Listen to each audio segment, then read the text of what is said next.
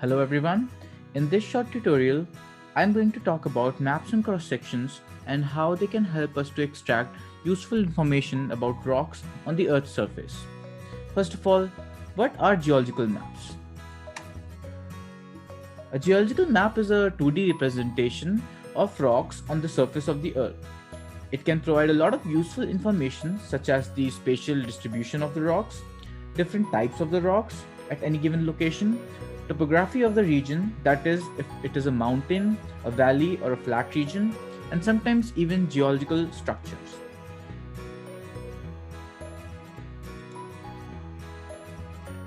Here, I am showing an example of a regional map of Madoc area in Ontario. This map is freely available online, and I would encourage you to download it and have a thorough look at what a geological map looks like and what are its components. For example, the first thing that I would look into a map is the scale, which is shown here.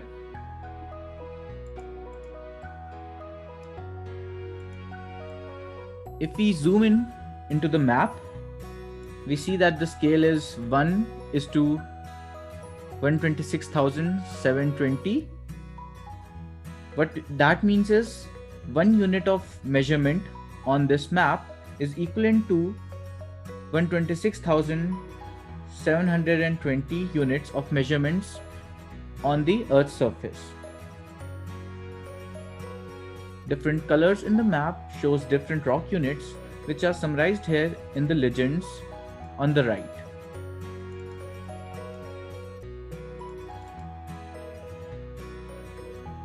One can see that these rocks are arranged sequentially in the geological timescale, ranging from Precambrian to the Cenozoic rocks.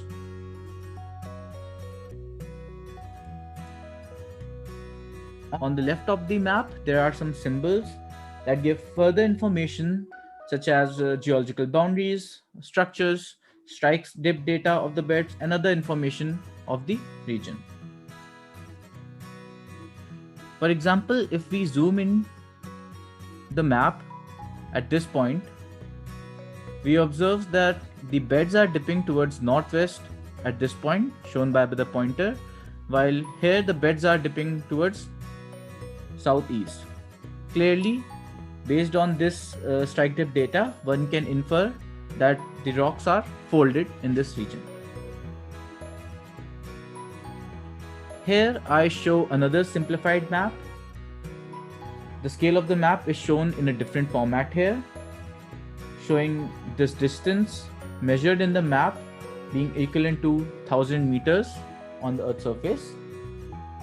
Different shades here represent different rock units. Black lines are the geological contacts between different rock units, and the dotted lines here are the contour lines showing the elevation of the ground. Now let us look how to make a cross section along a line segment AB using the information given in the map. For this purpose, we will orient the map in this way. Now to make a cross section, the first thing that we need to do is mark the points where the line segments AB intersects different contour lines in the map. We can do this using drawing toolbar as I have shown here.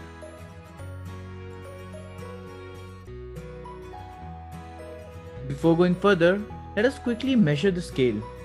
The line here is 1.6 centimeter in length. If we measure it, that means 1.6 centimeter is equals to 1000 meters, and applying the unitary method, 1 centimeter is equals to 625 meters on the ground. Now we trace this line segment AB and the intersection points with the contour lines and make a vertical scale to show at what height each of these points lie. Here we look into the case where the vertical scale is same as the horizontal scale.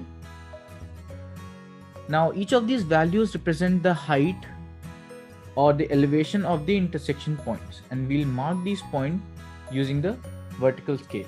For example, the elevation of 700 will lie somewhere here, and similarly we can plot the other points like this. When we connect these points with a line, we can approximate a topographic profile along this cross section. Now if you notice, the change in the elevation as shown in this cross section is very less, and the topographic profile almost looks flat. However, the actual change is pretty much, as we can see, from 800 to 300 meters, which is almost 500 meters. This is because we used a vertical scale which is same as the horizontal scale. To better represent the change in the elevation, we can use a different scale for the vertical scale here. One way of doing it is vertically exaggerating the scale. The vertical exaggeration is the ratio of vertical scale and the horizontal scale. Here is the formula where Vs is the vertical scale and Hs is the horizontal scale. If we take a vertical exaggeration of 2, for example, the vertical scale becomes 2 times of the horizontal scale. Note that our horizontal scale here is 1 centimeter equals to 625 meters, as we saw earlier, which is equals to 62500 centimeters. This can be written in a different format, such as 1:62500 or 1/62500. If we put this value of horizontal scale in this formula here, our vertical scale becomes 2 multiplied by 1/62500, and finally after multiplication we get vertical scale is equals to 1/31250. This can be written as Vs equals 1:31250, and if we convert it back, this would be equivalent to 1 centimeter equals to 312.5 meters. What this means is 1 centimeter represents 312.5 meters in vertical scale. Following the similar procedure as we have done before, we plot the points on the different levels of elevations and then connect them to draw a topographic profile. Note here that 1 centimeter is equals to the 312.5 meters. This gives us a vertically exaggerated topographic profile. Now this diagram on the right is a cross-section view showing the topography. One may ask, what about the beds? What can be said about them? Note that in this map, we don't even have a strike depth data like the map I showed you earlier in the video. I want you to think about it for a while.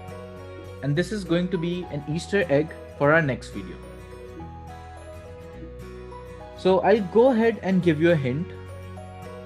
The beds over here are horizontal. How is it the case? If you notice, the geological contacts here are parallel to the contour lines.